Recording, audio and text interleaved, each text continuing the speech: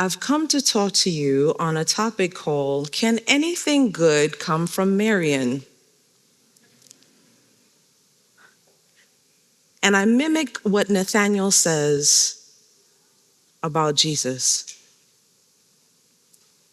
Based on an article I read recently, it said that in the time of Jesus, Nazareth was this little basin, this little town surrounded by hills. It said when they excavated it, they did not uncover ritual baths or synagogues. They did find pottery, which indicated that there was a small settlement. There was agriculture and pastoral fields. And since they weren't located by a roadside, if you went there on purpose. Kind of reminds me of another place. I'm reminded of when some friends came to visit me within the first year that I was here, and they came and they visited with us. Someone in the congregation, I don't know if you're watching, but you know who you are. They said, well, why did you come to Marion? And they indicated that they came to visit me, and they said, well, yeah, that makes sense. The only reason why you really come to Marion is for the people, right? And so we know that Marion is not shaking and baking. There isn't really too much happening here. But that's okay. I kind of like it like that, if I'm honest. But what Nathaniel did was that he had already disqualified Jesus from being Messiah because of where he came from. Have you ever experienced that? Where someone knew some little insignificant thing about you and all of a sudden you weren't qualified. I remember when my sister, who went to upstate New York for school, and she came home and she said, when she told people she was from New York City, one of the first questions was, were you in a gang? Could you imagine how that disqualification could impact you? Are you really even a Christian? Do you know Christ? Are you capable of ministering to people? Can we have a relationship with you? All because of where she came from. Now, if I was Jesus, I might have been tempted to make a clarification. I am from Nazareth by way of Bethlehem. Let's make sure you understand what's happening here. But Jesus didn't feel the need to clarify. As a matter of fact, there are two statements that I see here where Jesus says to Nathanael, I see you. I see you even though you don't see me in my fullness. He says to him, firstly, here's an Israelite in which there is no deceit. There's no guile. He's not pretending. What you see is what you get. And Nathanael says, how do you know me? Have we met before? What's happening here? And Jesus said, I saw you while you were under the fig tree.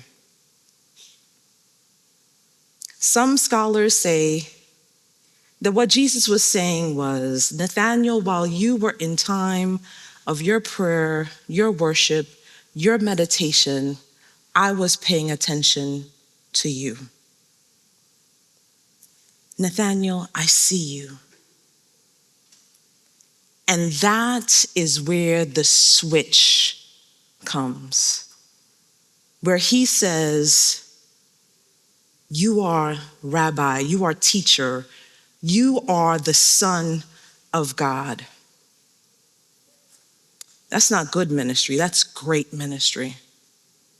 Where no clarification is needed, but I can show you who you are in 2 sentences. Can I tell you, I've gotten to the place where I too am kind of comfortable with letting people perceive things the way they perceive it.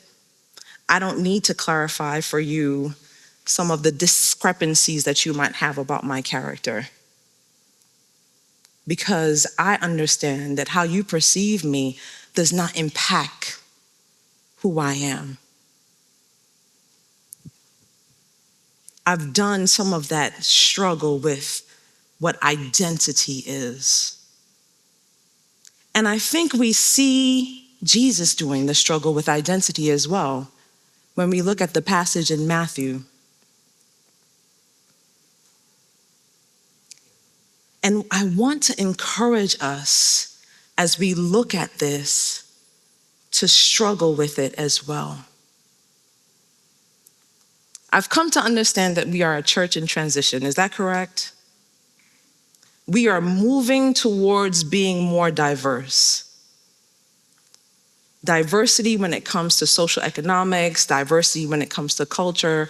I think there's another one that I'm missing right now. But we are moving towards being more of what God is calling us to be as a community. And so, as we do that, I want us to wrestle. Here's why.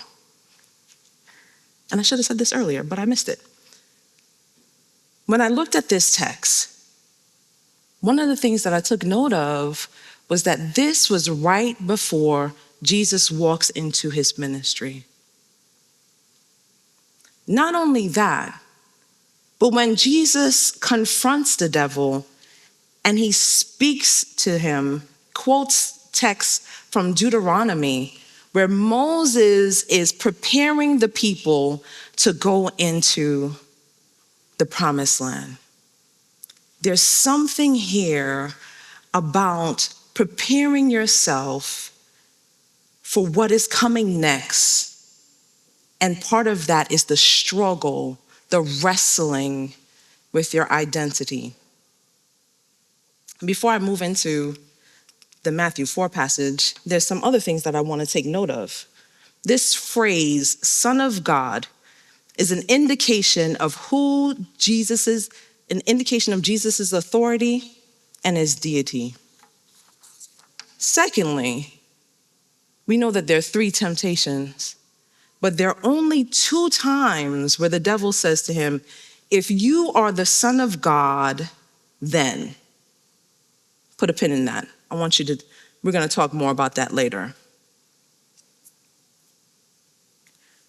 The first struggle with identity, I believe, is comfort versus relationship. The devil says, I know you're hungry. Let's take a step back. Jesus is sent into the wilderness. He is fasting for 40 days. And so the obvious statement is, Jesus, you're hungry, right? I also know that you have the capacity to do certain things by miraculous work. And so, to ease your discomfort, why don't you take some of these stones that are all over the place and make them into bread? Jesus' response is, man does not live by bread alone, but by every word that comes out of the mouth of God. Let me talk a little bit about fasting.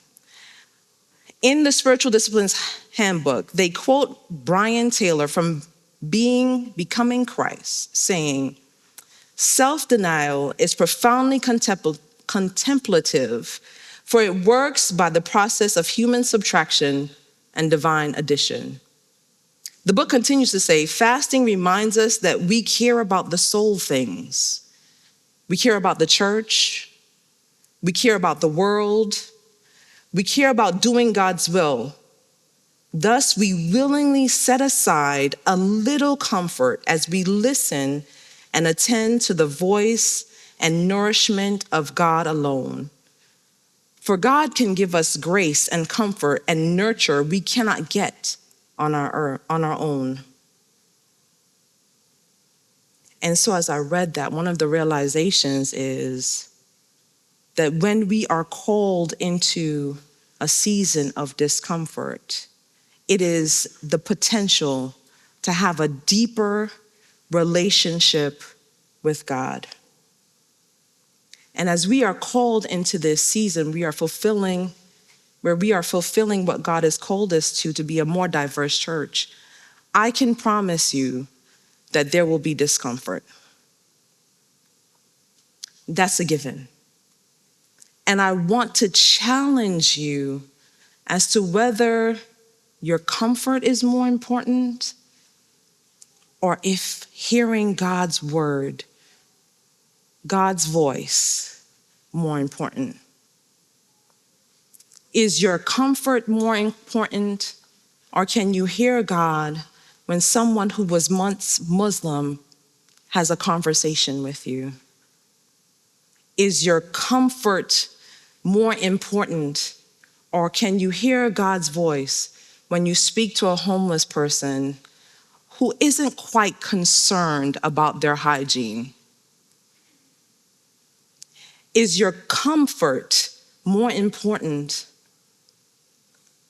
or can you hear God when you speak to a woman who has been in an abusive relationship? Is your comfort more important, or can you hear God in someone who is in rehab?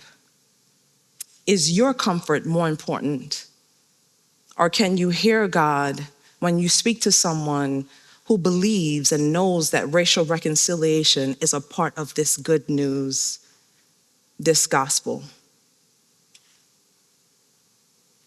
Do you need to change that stone into bread so that you can be comfortable?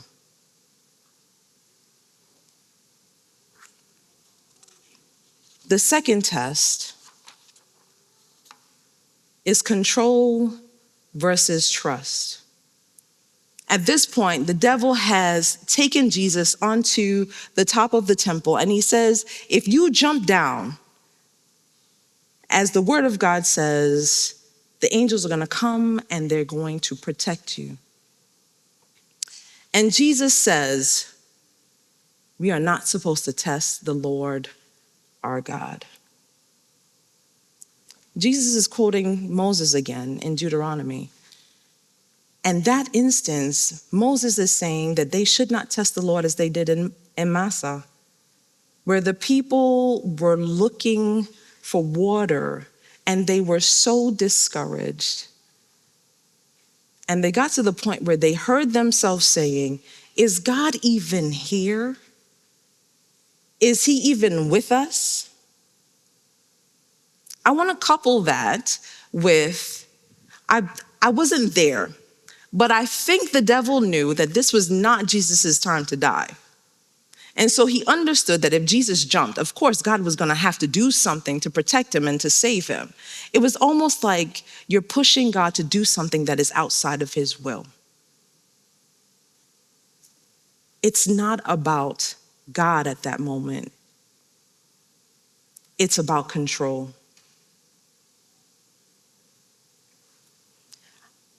I was told recently about someone who, in their job, they interact with a lot of people. And they have the opportunity to pray with people regularly. And they were very concerned because when they pray, God does not always move the way that they wants God to move. It's almost like you say, God, I am your child, and so you need to do what I want you to do, right? It's no longer about God's will. I'm no longer trusting him. I'm defining what should happen, and I want God to do it.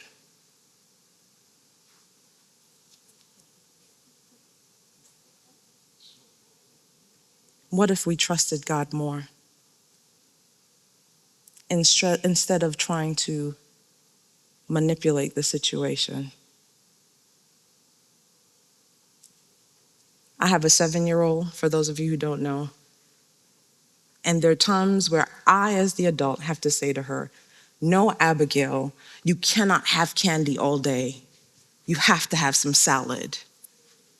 No, Abigail, you cannot go to sleep at midnight on a Wednesday because there is school.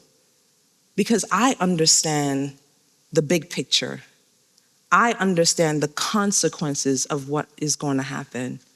And I trust God, even though I don't always understand what's happening, because I know He knows the big picture. He knows when to say yes and when to say no. The third one is where we see that the devil doesn't even bother to say, well, if you are the Son of God, then. And I pondered that for a bit. And I've come to the conclusion that there are times, if the devil reminded us who we were, then there would be no more conversation. If when you looked on your bank account and you saw that your numbers were low, if the devil reminded you that you were a child of God, then you would automatically say, I know who my Father is, and He holds the cattle on the 1,000 hills. If when you are struggling and you feel alone, if the devil even bothered to remind you who you were, you would say, I'm a child of God, and He has told me that He will never leave me and He would never forsake me. And so He knew in this situation, if I told Jesus who He was, the conversation automatically comes to an end. Because He says to Jesus, if you bow down, I will give you all the kingdoms of the world. That doesn't make sense. If Jesus is if He's the Son of God, I don't need you to give me what I already have. Jesus' response to Him is, I will worship God and God alone. I want to couple that and go back into Deuteronomy again, because that is what Jesus is quoting, where Moses says, we will fear the Lord and the Lord alone. This word worship in the Greek is proskuneo. It means to be prostrate. It means to kneel. It means to give homage. And so I want to tie that word with what Moses says, I will fear the Lord and the Lord alone, saying to us that our worship sometimes is based in our acknowledgement of who God is, His reverence, His sovereignty. And so I will fear and I will respect Him. And so I will not compromise. When the exams come up and I'm not quite sure I have it all together, I will not compromise because I fear and respect and worship my God. When I'm trying to climb that corporate ladder, I'm not going to treat people anyhow because I fear and respect and worship my God. I'm not putting anything above God. Not my job, not my home, not my family, not my friends, not my ambition, not my hopes, not my wishes. There is nothing that will take the place over God. I will not compromise. In some discussions and readings that I've had, it was made very clear that Nathan definitely made a mistake, right? He assumed that Jesus was born in Nazareth when really He was born in Bethlehem. But I think he made a more grievous error. He didn't recognize that Jesus was the Word that was with God, that was God and then came down and was made flesh. But Jesus didn't have to make any corrections to do great worship, to do great ministry. He had already done the work as he struggled with identity.